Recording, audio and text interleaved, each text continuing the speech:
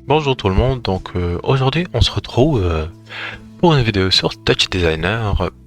Cette vidéo consiste à reproduire une forme 3D, n'importe laquelle que vous voulez, grâce à des particules. À première vue, le circuit a l'air un peu compliqué, mais je vous rassure, ça ne l'est point. Et si après la vidéo vous n'avez toujours pas compris comment ça a marché, je vais vous laisser une panoplie d'informations, de liens pour vous informer dans la description. Donc sans plus tarder, nous allons commencer. Parfait. Nous voilà dans un nouveau projet. Bien entendu, il n'y a rien. C'est un projet vide. Donc on va commencer. On a besoin des éléments de base pour une manipulation 3D. Je vous le rappelle, qui consiste à avoir par exemple une caméra, une lumière, un rendu et une sortie, plus principalement, et bien sûr notre forme de base. Donc c'est ça, nous allons commencer. Je vous donne une petite astuce ici, plutôt de cliquer parfois, exemple, venir mettre la caméra, ensuite faire add opérateur encore, mettre la géométrie par exemple. Tout ce que vous pouvez faire en fait, c'est ouvrir avec tab, appuyez CTRL en même temps que vous cliquez sur les objets que vous avez besoin. Par exemple, le light, j'ai besoin du light, ici inséré. Bien sûr, on va le voir à la fin.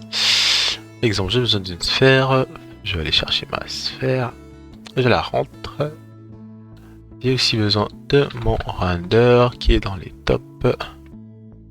Et de mon out qui est aussi dans les tops. Excellent. Et voilà, tout a été sorti, bien sûr. Bon, on va organiser ça parce que c'est pas très beau et pas très intuitif. Donc on va faire la caméra, le rendu ici et la sortie. Bien entendu, on a notre forme de base, notre sphère. Déjà, je vais profiter pour l'augmenter en radius. Et bien sûr, on va rajouter un nul juste après. Et voilà pour le travail de base. Bon, nous avons fait quand même assez beaucoup d'étapes et là vous allez vous dire c'est loin de ce qu'on cherche à faire. Et voilà, vous avez raison. Donc ce qu'on va faire déjà dans un premier temps, ce serait de rajouter une couleur aux particules parce que là vous voyez il y a des particules blanches et tout à l'heure on avait des particules noires, mais vu que là le fond il est noir, on les voit pas. Donc ce qu'on va faire, c'est déjà, on va venir changer les particules ici, dans les propriétés, dans le state, on va changer ça en point sprite. Ça va changer en point plutôt que en ligne. Et bien entendu, on a aussi un opérateur mat qui est spécifiquement pour les particules. C'est pour choisir la couleur des particules dans le fond. Et il s'appelle point sprite. Et nous, on va le glisser dans notre géométrie et le mettre en paramètre de matériel. Et là tout de suite vous voyez, on les voit vraiment beaucoup mieux les particules. Avec Constant Scale, nous pouvons changer la taille des particules comme l'on veut. Et moi pour ma part, je vais les garder à 4,8 à peu près. Ça c'est bien entendu quelque chose qu'on peut modifier après. Et ici vous avez la couleur que vous pouvez changer. Excellent, on va mettre du bleu. Le bleu. C'est beau ça. Parfait. Donc nous avons changé la couleur. Ensuite, la prochaine étape qui nous reste à faire, c'est déjà des particules. C'est pas ça qui nous convient. Nous, on veut un petit mouvement qui bouge pas trop, pas en circulaire comme ça. Ce qu'on va faire, c'est que après le nul, on va rajouter un élément qui va s'appeler sort. Et sort, ce que ça fait, c'est que en fait, vous avez le point sort, vous pouvez changer la façon la façon d'apparition en fait. Et là, si je fais par exemple à Y, là vous voyez, ça change par Y. Et là, par Z, ça change par Z. Et nous, ce qui nous intéresse, c'est random. Donc là, on a l'apparition des particules en aléatoire. Bien entendu, il nous reste encore plusieurs trucs à faire. Parfait. Donc là, c'est bien beau tout ça, mais nous, si on se rappelle de ce qu'on a vu pour la prévisualisation, les particules, elles rentrent de l'intérieur. Comment va-t-on faire ça? Donc, ce qu'on va faire aussi après le sort, c'est qu'on va rajouter un point. Et là, en fait, c'est les normales qu'on va changer. Le normal de la forme de sphère. Vu que là, les normales se dirigent de l'intérieur à l'extérieur. Du coup, les particules aussi se dirigent de l'intérieur à l'extérieur. Mais si on change les normales pour de l'extérieur à l'intérieur, et bah, les particules vont suivre le mouvement. Donc ici, on vient normal, on fait add normals et on va changer ici les propriétés en tout simplement rajouter un moins en avant de cette expression et voilà, boum. Vous voyez maintenant les particules ils vont de l'intérieur, n'est-ce pas génial? Excellent. Donc une fois qu'on a fait ça, là ça commence un peu à se concrétiser. Ce qu'il va nous rester à faire pour ma part, je pense que je vais augmenter un peu le radius, exemple à 3, 3 et 3. Comme ça, si on rajoute une forme à l'intérieur, on va bien la voir. Excellent. Donc là, il nous reste à rajouter notre forme. Notre forme, on va faire une forme de base pour que vous voyez à peu près ça donne quoi. Donc, on va, exemple, se prendre un tube.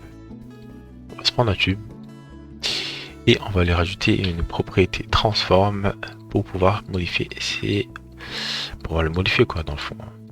Excellent. La transforme et on va la coller aux particules. Bien entendu, vous voyez, vous avez plusieurs entrées et l'entrée qu'il faut choisir c'est Surface Attractor. C'est la troisième. Bim. Et voilà, normalement vous voyez les particules commencent un peu à bouger, on va dire presque former la forme. Mais c'est pas encore ça.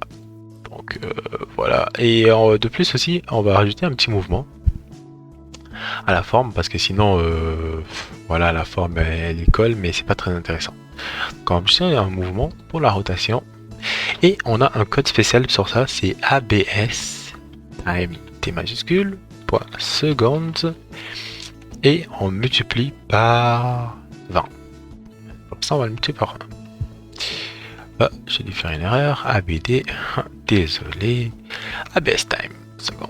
Et normalement là, vous voyez notre forme, elle est là en train de tourner. Parfait.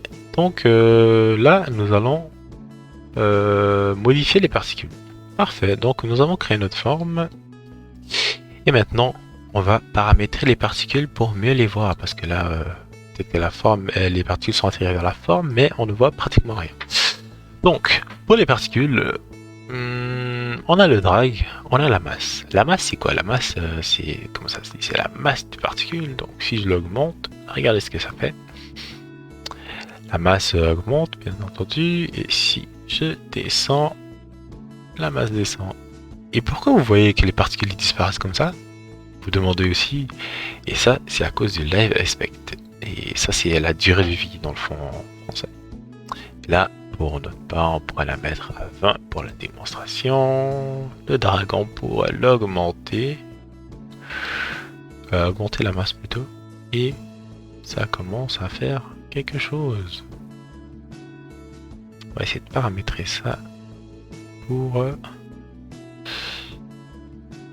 vue optimale. Et voilà, à peu près comme ça, vous voyez déjà un peu les résultats. Les particules commencent à se coller à la forme. C'est génial. Ensuite, là, nous allons venir changer les heat behavior parce que là, à chaque fois que les particules touchent la forme, on dirait qu'ils meurent. Nous, c'est pas ça qu'on veut. On va faire bounce on contact. Donc, ça veut dire que lorsqu'ils vont toucher la particule, ils vont juste rebondir. Ouais, et lorsqu'ils vont toucher la forme, ils vont rebondir. Excellent. Donc, voilà. Et par la suite, on peut venir un peu modifier les paramètres pour exemple les rendre plus petits. Ici aussi, vous avez la possibilité de changer le nombre de particules que vous avez. Bien entendu, ça, il faut pas trop jouer avec ça, parce que tout dépendamment de votre ordi, vous pouvez mettre, vous avez une limite. Déjà, moi, je vais mettre 400. Ouais, pour voir ça donne quoi. Donc, on va laisser charger un peu. Et voilà, 400, ça rend super bien. Et voilà pour notre forme de base. Donc, ça vous donne une petite idée de comment on va procéder pour faire l'épée. Maintenant, nous allons procéder à rajouter l'épée qui va remplacer bien sûr le cylindre qu'on a créé. Donc là, exemple, disons qu'on aime bien notre cylindre, on ne peut pas le supprimer. Oui, on aime bien le cylindre. Ce que vous pouvez rajouter entre le transform du cylindre et la particule, c'est un opérateur switch. C'est quoi un switch? C'est, comme le dit le nom, ça permet de changer l'input et l'output bien sûr au nombre d'inputs qui vont rentrer. En fait, ça permet de changer l'entrée du switch pour donner l'information aux particules. Donc, si j'ai une autre forme ici, je la rentre et là je vais pouvoir changer exemple en 1. Quand ce sera 1, ce sera une autre forme. Quand ce sera 2, ce sera une autre forme. Quand ce sera 3, ce sera une autre entrée. Excellent. Donc, nous allons créer notre épée. Donc nous allons aller chercher notre épée ici. Le truc qui sera dans la description. Ça m'a pris un peu de temps pour charger. Le modèle sera dans la description, je vais vous le laisser dans la description. Donc on va paramétrer. On va rentrer dans notre forme. CTRL X pour la copier. On n'a pas besoin des paramètres pour les particules. On va supprimer tout ceci. Delete. Et on va copier notre forme. Bien entendu, on va aller rajouter une sortie pour pouvoir l'avoir à l'extérieur de notre géométrie. Et voilà, nous avons notre épée. Bien entendu, le rendu n'est pas très top. Ce qu'on va faire, c'est qu'on va décocher les petites boules ici et à l'intérieur aussi. Normalement, dès qu'on clique play, il va disparaître. Donc, on va faire le petit plus et on va cliquer sur H.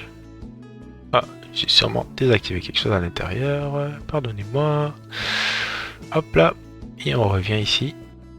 Et on est sur la forme. Parce que, regardez, exemple, je m'en vais loin. Si j'appuie H, on se retrouve dans la forme. Excellent.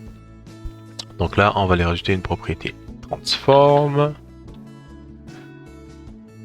Boom. Et on va lui rajouter un mouvement. Donc, sur l'axe des X, la rotation, c'est pas le bon axe. On va essayer plutôt sur l'axe des Y. Et voilà, c'est ce genre de mouvement que l'on cherchait. Maintenant qu'on a retrouvé notre forme, il va nous falloir le connecter à la switch. Donc nous y voici, on la colle à la switch. Et bien entendu, il ne se passe rien. Pourquoi? Parce que la switch est à 0, donc elle est toujours en train de choisir ça comme entrée. Et si on change ça, par exemple pour 1, et là vous voyez tout de suite un changement, les particules commencent à suivre le format de l'épée. Et bien entendu, là on voit pas très bien, donc ce qu'on va faire pour le rendre, pour le scale, on va venir, on va modifier le scale, on tient longtemps, on choisit notre façon de descendre les scales et on va descendre. C'est un peu trop, je sais avec 0.3 et 0.3. On va attendre un peu pour voir l'effet que ça donne. Et voilà, notre épée a commencé à se former. Et voilà. Donc vous avez une belle épée en particules. Mais que c'est magnifique. Après, vous pouvez rajouter toujours des effets entre le render et la sortie. Par exemple, on veut rajouter du blur, un petit peu de blur. Là, c'est un peu trop. Du coup, on va le descendre un peu. Et voilà, regardez-moi ça. Quelle magnificité. Et on va rajouter un level pour changer un petit peu la luminosité. Hop. Filter ça. Bien entendu, si vous pouvez encore ça rendre plus beau si vous descendez les points. Regardez-moi ça, c'est magnifique. Et voilà, j'espère que ce tutoriel vous a plu. Il était assez simple, comme je l'ai dit. Au début, ça avait l'air de faire un peu peur, le système et tout. Mais en tant que tel, ce n'est pas si compliqué. Et on en obtient de beaux résultats. Donc si vous avez aimé la vidéo, n'hésitez pas à faire des commentaires, à vous abonner, à me poser des questions. Et si vous n'êtes pas encore certain d'avoir compris, vous avez aussi une documentation qui sont dans la description, que vous allez pouvoir toujours visiter et vous en apprendre plus sur les particules sur Touch Designer. Sur ce, on vous laisse à une prochaine vidéo. Ciao ciao!